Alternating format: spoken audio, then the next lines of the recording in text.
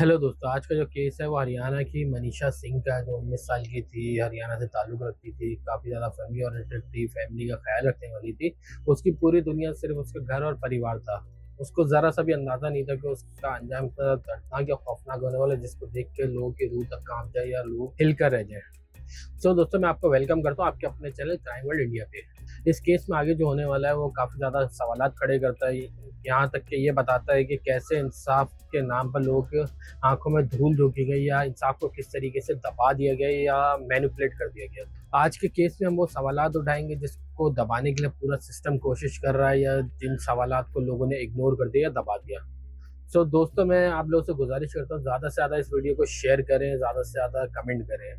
सो दोस्तों, 11 अगस्त 2025 को मनीषा हमेशा की तरह किड्स केयर की तरफ गई, जहां वो टीचिंग की ड्यूटी से अंजाम देती थी। मनीषा को ज़रा सा भी इस बात का अंदाज़ा नहीं था कि आज जो उसके कदम घर से बाहर निकल रहे हैं वो कभी लौट कर वापस घर में नहीं आएंगे, या कभी भी वो लौट कर वापस घर नहीं आने वाली है। और 11 अगस्त 2025 को सेम डे मनीषा 1:58 पे स्कूल से निकलती है। एक करीबी नर्सिंग केयर कॉलेज था जहाँ वो जाना चाह रही थी, जिसमें वो एडमिशन लेना चाह रही थी, जिसके लिए वो निकलती है, जहाँ उसने एडमिशन का फॉर्म लेना था।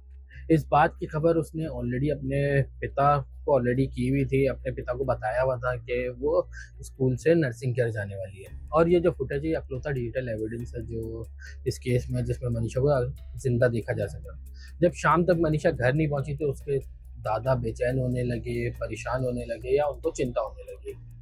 वक्त गुजरने के साथ साथ उनकी चिंता बढ़ने लगी, और वो सीधा बस ड्राइवर को उन्होंने फोन किया और उससे पूछा मनीषा क्यों नहीं आई, या क्या सीन है, किस वजह से वो वापस। तो ड्राइवर ने उनके दादा को इस बात की खबर दी कि मनीषा कॉलेज के बाद नर्सिंग केयर जाने वाली थी, शायद जिसकी वजह से थोड़ी लेट हो गया या देर हो गई। शाम को तकरीबन 6:15 पे मनीषा के पिता संजय के पास एक फोन आता है मनीषा के फोन से, जो तकरीबन 6 सेकंड तक कॉल चलती है, जिसमें से कोई आवाज नहीं आती है, और उसके थोड़ी देर बाद ही मनीषा का फोन स्विच ऑफ हो जाता है। जब उनके पिता संजय ने घर पे कॉल की तो उनको पता चला कि मनीषा अभी तक घर नहीं आई, जिनसे उनकी चिंता बढ़ने लगी। 6:26 में मेरी घंटी बजी, उसका कट गया। फिर मैंने 6:26 मतलब पूरी नहीं हुई थी, कुछ सेकंड बची हुई थी, मैंने उसके साथ अपना फोन उठाया, साथ ही साथ कॉल किया, फोन बंद था उसका। ठीक है जी। कल रात में उसका फोन 12:04-5 के ऊपर ऑन हुआ है, रिंग गई है अच्छी खासी, उसके बाद बंद हो गया है। दोबारा हमने कॉल किया तो फिर स्विच ऑफ हो गया है। संजय ने बिना वक्त गंवाए तुरंत ही लहरू से बस पकड़ के फौरन ही शिंगाई के आइडियल कॉलेज पहुंचे। जब उन्होंने गार्ड से पूछा कि मनीषा नाम की कोई लड़की आई है फॉर्म लेने, जिस पे गार्ड ने फौरन ही उनको मना कर दिया। रिसेप्शन पे भी सेम जवाब मिला। बट संजय ने एक बात नोटिस की, रिसेप्शन पे मौजूद तीनों लोगों ने शराब पी रखी थी। संजय ने फौरन ही 112 डायल करके पुलिस को खबर की, और जब वो पुलिस के साथ वापस आइडियल कॉलेज आए तो उन्होंने पुलिस को भी सेम जवाब दिया और फुटेज दिखाने से मना कर दिया। जिस पर संजय रिपोर्ट दर्ज करवाने के लिए कहते हैं, जिस पर पुलिस का कहना था कि मनीषा शायद किसी के साथ भाग गई या दोस्त के साथ पिकनिक पे गई हुई है और 1-2 दिन में वापस आ जाएगी। अपनी बेटी के बारे में ऐसी बातें सुनकर और पुलिस का ढीला ढाला रवैया देखकर संजय के पिता टूट जाता है और वो वापस घर लौट जाता है। संजय अगले दिन सुबह में दोबारा पुलिस स्टेशन पहुंचते हैं। पूरा दिन पुलिस ने बहाने बहाने से उनको बाहर बैठा के रखा कि ऐसा ही नहीं है, ऐसा ही अभी आने वाले हैं। इस तरीके से उन्होंने संजय के पिता को घुमाते रहे। शाम को तकरीबन 5 बजे के करीब एसआई शकुंतला ने फाइनली रिपोर्ट दर्ज की और पुलिस उसके बाद आइडियल कॉलेज जाती है, जिस पर आइडियल कॉलेज के स्टाफ ने सेम बात कही कि किसी हायर ऑफिशियल के अलावा वो फुटेज नहीं दिखा सकते। पुलिस वापस लौट आती है बिना लोकेशन ट्रेस के, बिना फोन ट्रेस किए।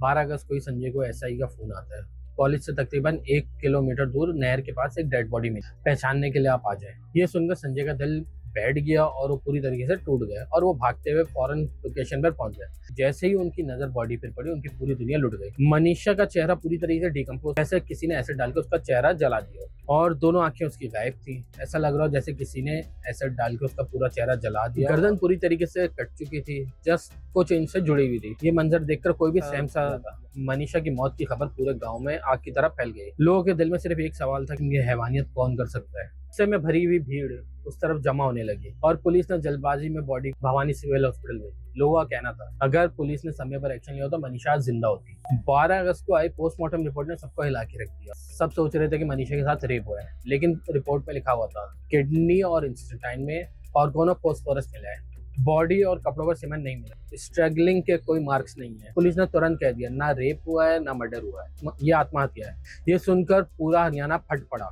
अफरा तफरी, प्रोटेस्ट, नाराजगी, हर जगह आवाज उठी कि मनीषा को इंसाफ दो। कवर अप करने के लिए सरकार ने कुछ ऑफिशियल्स को सस्पेंड कर दिया, कुछ लोगों को ट्रांसफर कर दिया और बॉडी का दोबारा पोस्टमार्टम करवाने के लिए पीजीआई भेजी। पीजीआई की रिपोर्ट और ज्यादा कंफ्यूजिंग थी।